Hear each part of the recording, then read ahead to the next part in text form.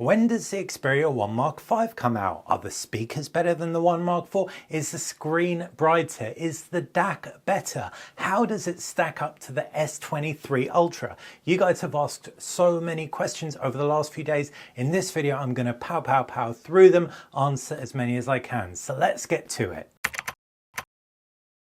Aniban Lahiri asked, is the DAC better on the 1 Mark V than 4? Honestly, I couldn't really tell you. They both sounded so good. I downloaded Qobuz, downloaded some music, lossless audio. I used USB Audio Player Pro, and they really were incredibly good, especially compared to other phones that I've tested at the moment with wired audio.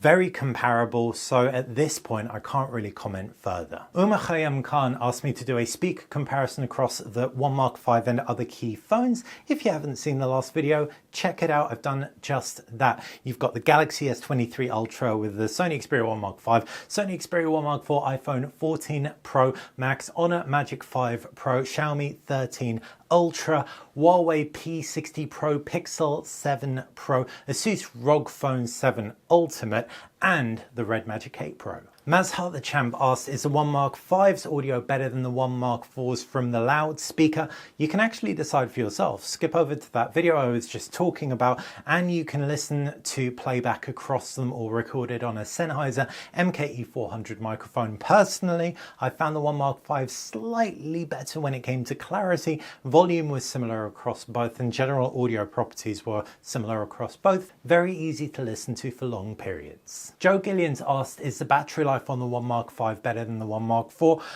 Definitely, I've got much better results, but I have to say it's been a little bit inconsistent. I like to let phones settle for at least a week, if not more, so that they can sync all of the applications I'm using and just get into a groove with battery charging, etc. Haven't quite hit that stride just yet. I'll be doing my battery tests in the next couple of days that will be a little bit more conclusive. Andrew Gorolik wants to know, is the notification light brighter on the 1 Mark V than the 1 Mark IV?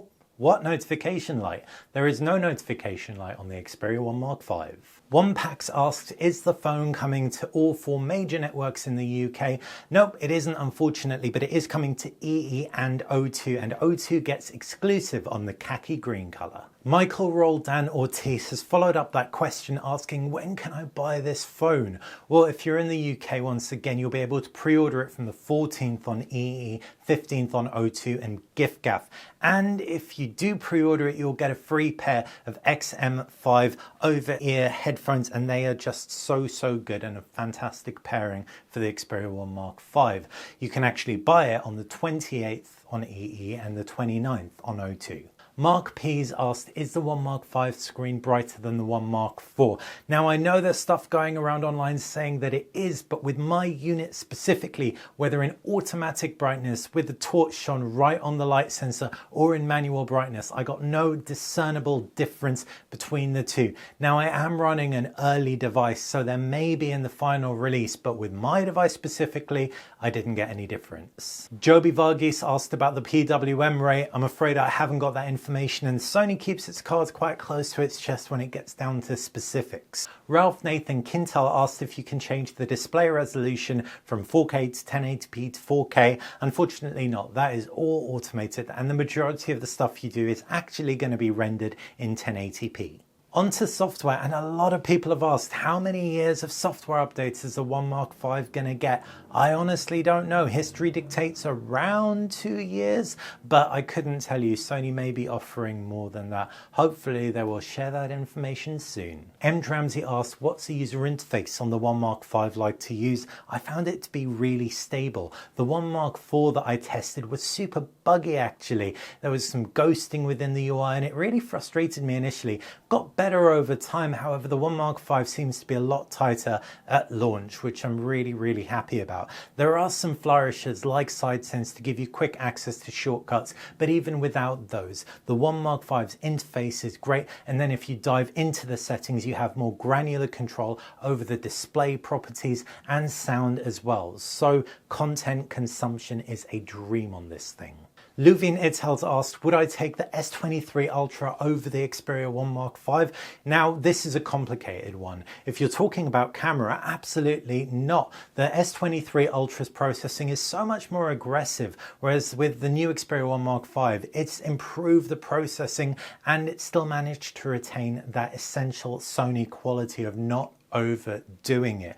You also have superior audio credentials on the Xperia 1 Mark V. That 3.5mm headphone jack is excellent and the loudspeakers sound much more palatable, easy to listen to for long periods. I do like the screen on the S23 Ultra. You have that variable refresh rate. The Xperia 1 Mark V is great for cinematic content, but it squishes content with that 21:9 aspect ratio. So for day-to-day tasks, I would pick the S23 Ultra, but for media consumption specifically, the Xperia 1 Mark V wins out for me.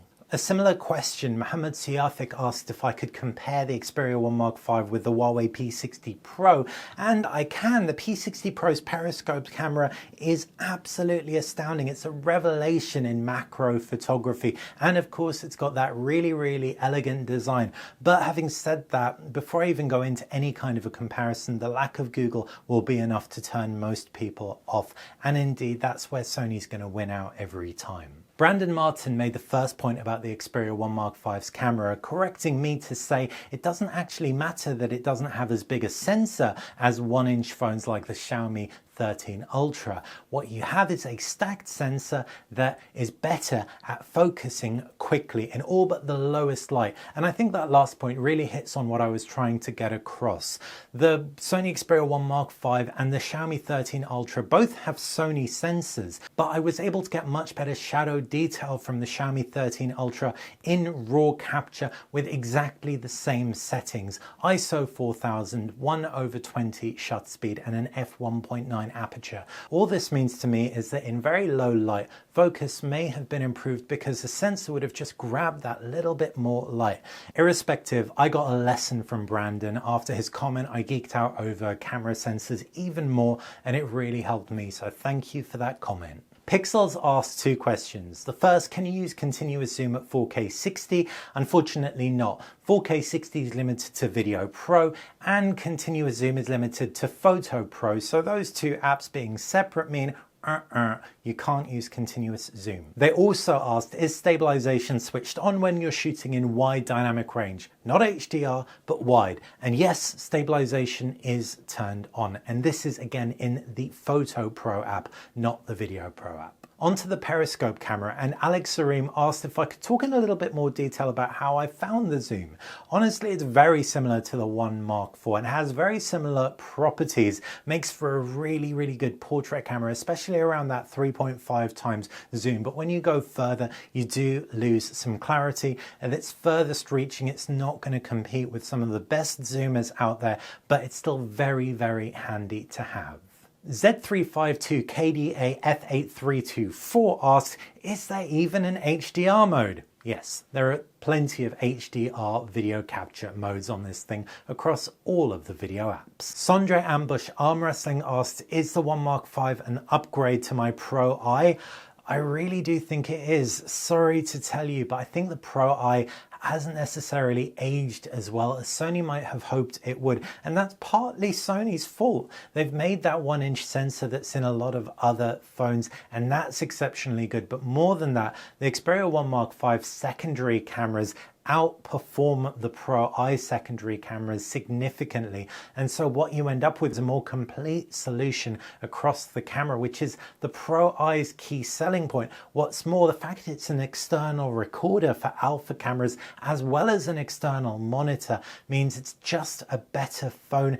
And you can bump up the storage too, so the fact it has half the storage of the Pro I isn't quite as big of a deal as it might have been if there was no SD card slot in the 1 Mark V.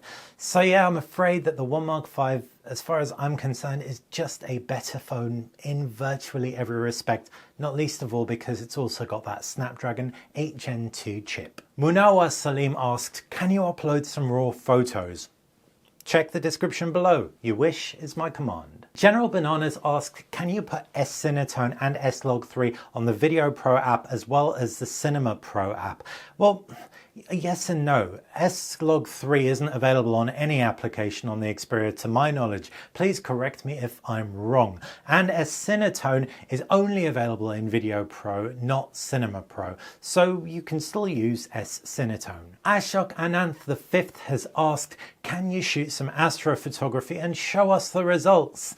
I'm in London. It's a city lovingly referred to as the Big Smoke. So astrophotography, generally speaking, is beyond my grasp unless I take a holiday, and I don't do that very often. So I can't wait to see what astrophotography other content creators capture on the Xperia 1 Mark V. Jano Puck wants to know, does the camera shut down after 30 seconds of being idle? No, it does not. I had my screen sleep time to around 10 minutes, and after maybe 4 or 5 minutes, the camera shut down after being idle. So it isn't quite as long as the screen idle time, but it's definitely better than 30 seconds. RetroGen wants to know, what's the resolution of the raw photos captured on the 1 Mark V? It's 12 megapixels, 4000 by 3000 pixels. Andrew Julian asked if you can record 4K 60 frames per second from the Video Pro app directly to the SD card slot. Yes, you can. You just need to make sure you have a fast enough SD card. I Am Champ asked what the maximum ISO was on the main camera,